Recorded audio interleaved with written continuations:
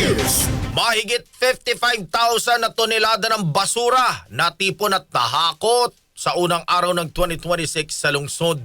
Kasama mo mula sa RMN Bacolod si Radyoman Albert Hiner.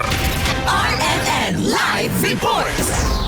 Nasa 55,000 na tulinada ng basura ang natipon at nahakot sa lungsod sa unang araw ng 2026. Ito'y kasunod ilang araw na hindi nahakot ng IPM Garbage Collector ang mga basura bago natapos ang kanilang kontrata sa city government hanggang Disyembre 31 nakarang taon. Enero 1 ngayong taon nang umpisa naman nagkolekta ang bagong service provider na Solid Waste Integrated Management Specialist Inc. o ISWIM, DC Sandal Construction and Realty Development Inc. at San Emidio Builders Incorporated Consortium na siyang nakakuha ng kontrata ng lungsod sa buong taon 2026. Kasama sa mga lugar kung saan nagtipon ang mga basura ay sa 3 merkado ng lungsod at sa ilang major streets at barangay. Samantalang nakaschedule naman ngayong araw, Enero 2, ang total cleanup drive sa Barangay Banago, Bata at illegal dump sites sa Barangay Handumanan at Abada Sky. Napagalaman na nai-award ng city government sa iSwims at partners service providers nito ang 327.9